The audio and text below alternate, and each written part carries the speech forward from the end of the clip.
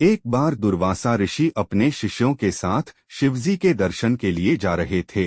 मार्ग में उन्हें देवराज इंद्र मिले। इंद्र ने दुर्वासा ऋषि और उनके शिष्यों को विनम्रतापूर्वक प्रणाम किया। तब दुर्वासा ने इंद्र को आशीर्वाद देकर भगवान विष्णु का पारिजात पुष्प प्रदान किया। इंद्रासन के गर्भ में चूर इंद्र ने उस पुष्प को अपने ऐरावत हाथी के मस्तक पर रख दिया।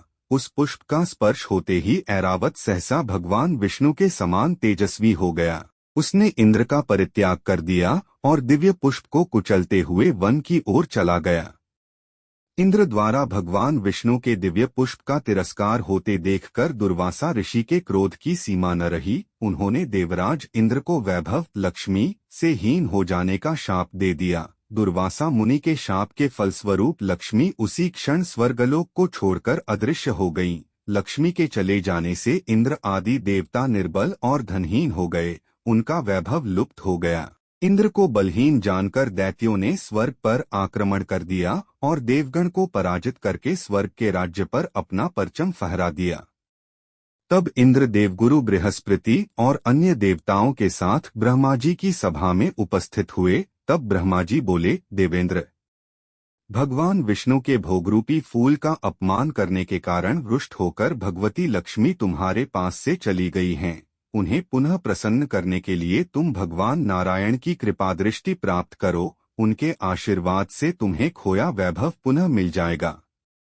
इस प्रकार ब्रह्मा जी ने इंद्र को आश्वस्त किया और उन्हें लेकर भगवान विष्णु की शरण में पहुँचे। वहां भगवान विष्णु भगवती लक्ष्मी के साथ विराजमान थे।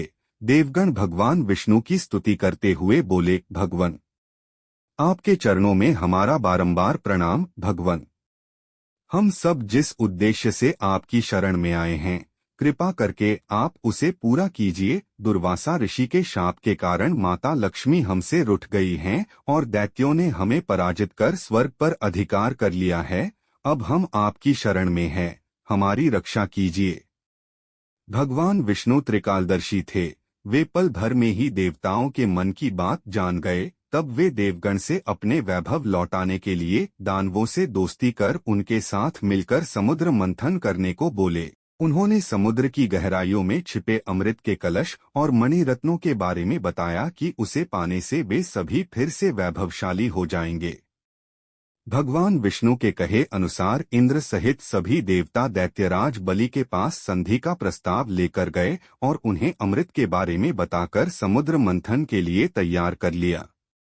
समुद्र मंथन के लिए समुद्र में मंदराचल को स्थापित कर वासुकी नाग को रस्सी बनाया गया। तत्पश्चात दोनों पक्ष अमृत प्राप्ति के लिए समुद्र मंथन करने लगे। अमृत पाने की इच्छा से सभी बड़े जोश और वेग से मंथन कर रहे थे। सहसा तभी समुद्र में से कालकूट नामक भयंकर विष निकला। उस विष की अग्नि से 10 दिशाएं जलने लगीं। समस्त प्राणियों में हाहाकार मच गया। देवताओं और दैत्यों सहित ऋषि, मुनि, मनुष्य, गंधर्व और यक्ष आदि उस विष की गर्मी से जलने लगे। देवताओं की प्रार्थना पर भगवान शिव विषपान के लिए तैयार हो गए। उन्होंने भयंकर विष को हथेलियों में भरा और भगवान विष्णु का स्मरण कर उसे पी गए। भगवान विष्णु अपने भक्तों के संकट हर लेते हैं। उन्होंने उस विष को शिवजी के कंठ गले में ही रोककर उसका प्रभाव समाप्त कर दिया। विष के कारण भगवान शिव का कंठ नीला पड़ गया और वे संसार में नीलंकट के नाम से प्रसिद्ध हुए। जिस समय भगवान शिव विषपान कर रहे थे, उस समय विष की कुछ बूंदें नीचे गिर गईं, जिन्हें बिच्छू, सांप आदि जीवों और कुछ वनस्पतियों ने ग्रहण कर लिया।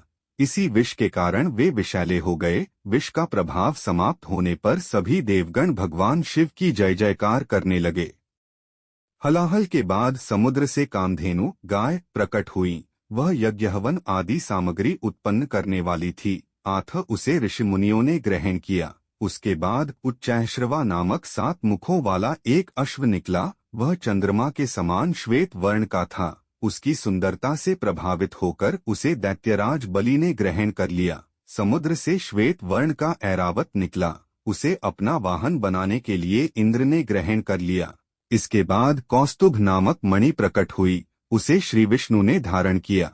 समुद्र मंथन से कल्पवृक्ष तथा अनेक सुंदर अप्सराएं भी प्रकट हुई। इनके बाद ऐश्वर्य और भोगों की देवी लक्ष्मी प्रकट हुई। वे भगवान विष्णु की नित्य शक्ति हैं। देवी लक्ष्मी समुद्र की पुत्री के रूप में उत्पन्न हुई थी। उन्होंने प्रकट होते ही भगवान विष्णु को वरमाला डालकर पति रूप में स्वीकार कर लिया। अंत में समुद्र से एक दिव्य पुरुष प्रकट हुए। दिव्य वस्त्र आभूषणों से सुशोभित वे दिव्य पुरुष श्री विष्णु के अंशावतार और आयुर्वेद के प्रवर्तक वैद्य धन्वंतरी थे। उनके हाथों में अमृत से भरा कलश था। उन्हें देखकर दैत्यों ने समुद्र मंथन छोड़कर उनसे अमृत का कलश छीन लिया। तब भगवान विष्णु ने मोहिनी अवतार धारण करके देवताओं को अमृत पान करवाया। इस प्रकार सभी देवता वैभव से संपन्न होने के साथ साथ अमृत पान कर अमर